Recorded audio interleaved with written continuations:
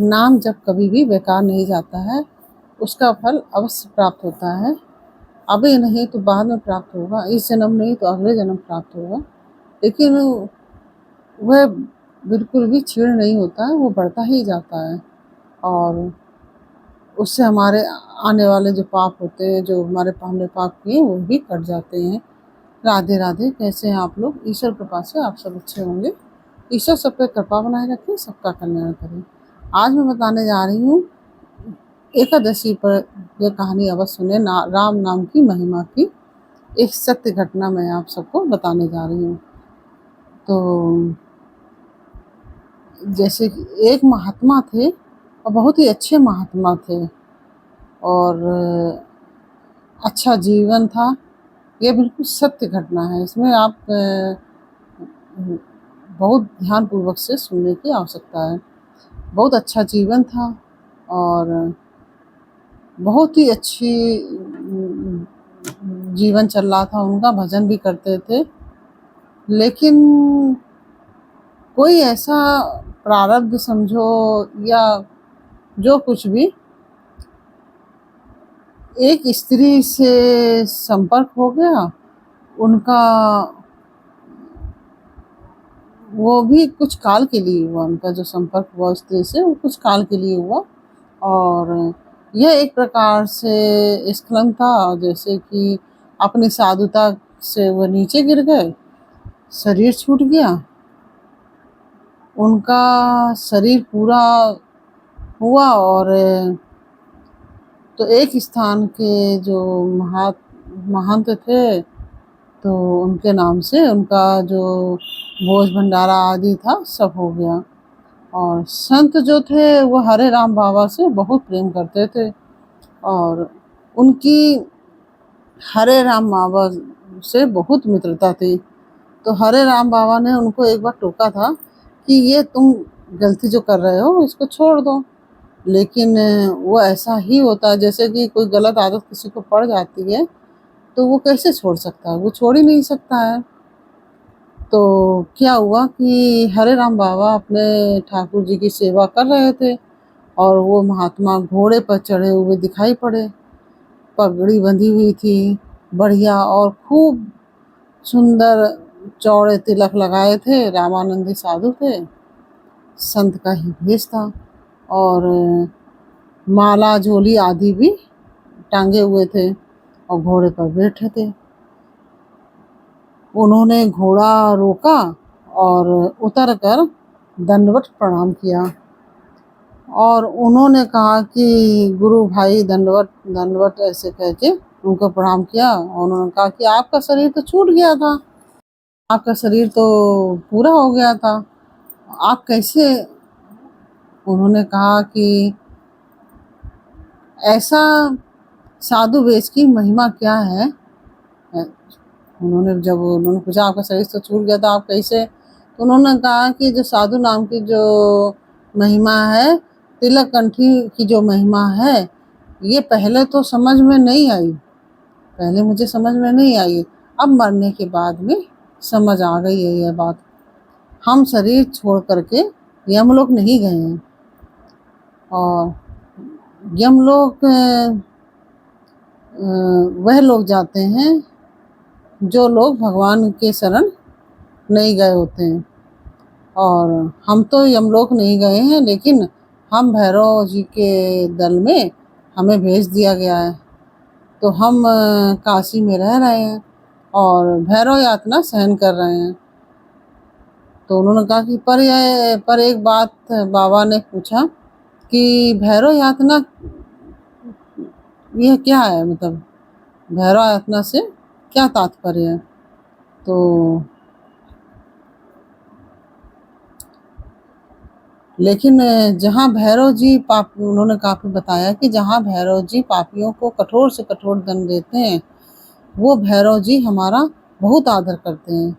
हमको कहते हैं कि तुम तो महात्मा हो, भजन करो, कोई बात नहीं, हमको वहाँ कोई सजा अजा नहीं है, हम तो खूब माला फेरते हैं और भजन करते हैं, हमें किसी प्रकार का भी कष्ट नहीं है। लेकिन हमें इस बात की पीड़ा होती है कि हम श्री रघुनाथ जी को भगवान रघुनाथ जी के चरणों तक नहीं पहुंच पाए।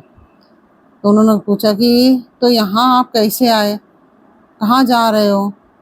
तो महात्मा जी बोले कि भैरव जी विश्वनाथ जी की पूजा करते हैं, तो हम नंदनवन से फूल लेकर आए हैं, यानी कि स्वर्ग से फूल लेके आए हैं। तो बाबा बोले कि हमें दिखाओ।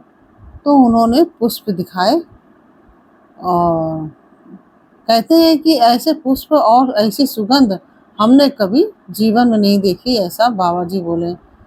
तो वो बोले कि हमको भी दे दो। तो वो बोले नहीं, भैरव जी का आदेश है, इसलिए इसमें से एक भी हम पुष्प नहीं दे सकते, किसी को हम एक भी पुष्प नहीं दे सकते।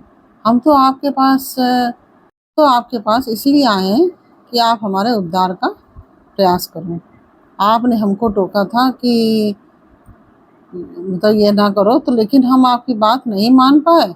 अब आप हमारे अपराध को क्षमा करें और हमारे उद्धार का प्रयास करें।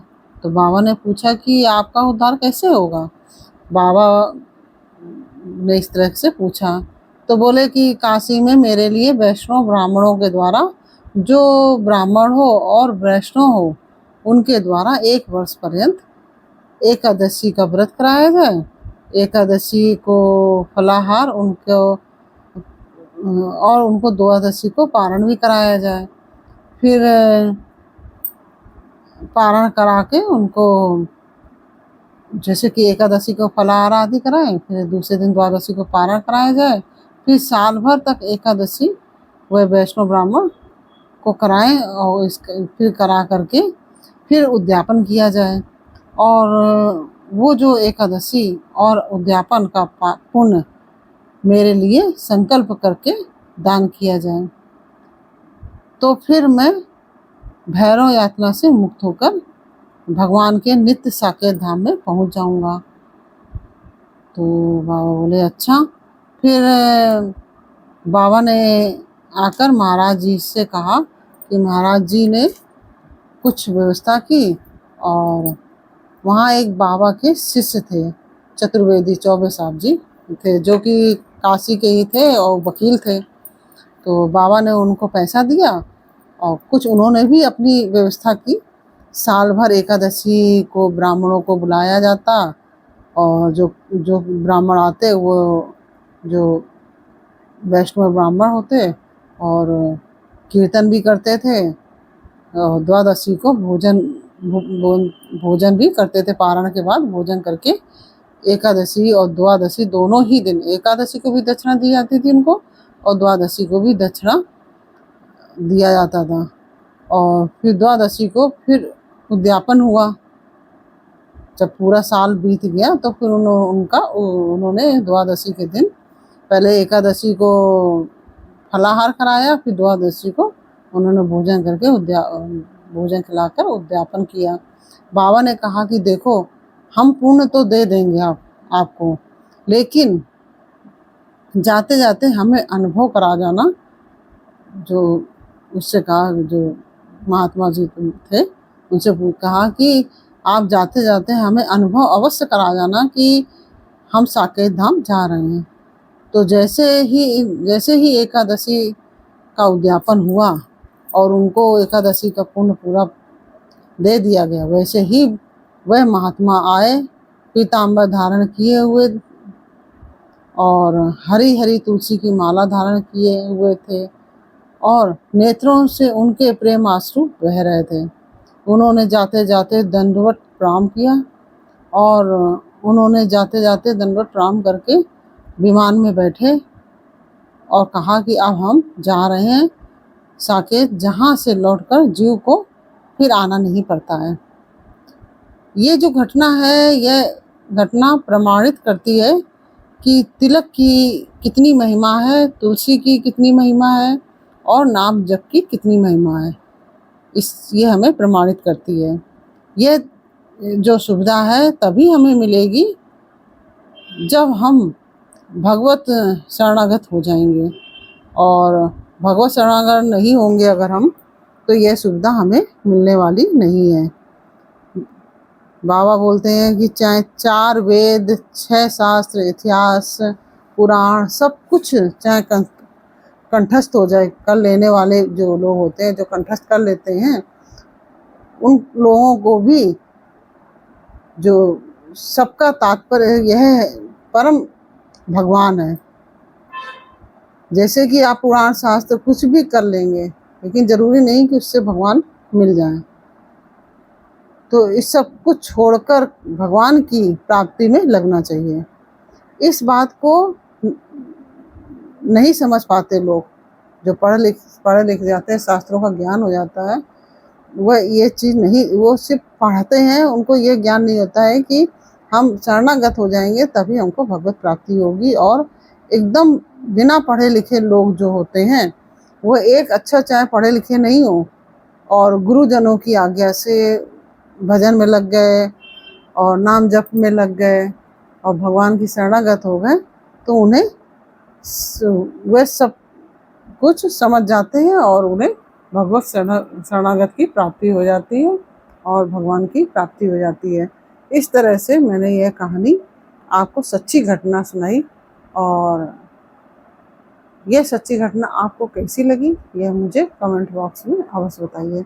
अच्छी लगी हो तो वीडियो को लाइक शेयर अवश्य कीजिए और कमेंट में राधे राधे अवश्य लिखिए। और नहीं भी कहानी पसंद आई है तो आप मुझे ये बताइए कहानी में क्या चीज़ नहीं पसंद आई है। फिर मिलते हैं आपसे अगले वीडियो में एक नई जानकारी, एक नई कहानी के साथ। तब तक के लिए राधे राधे।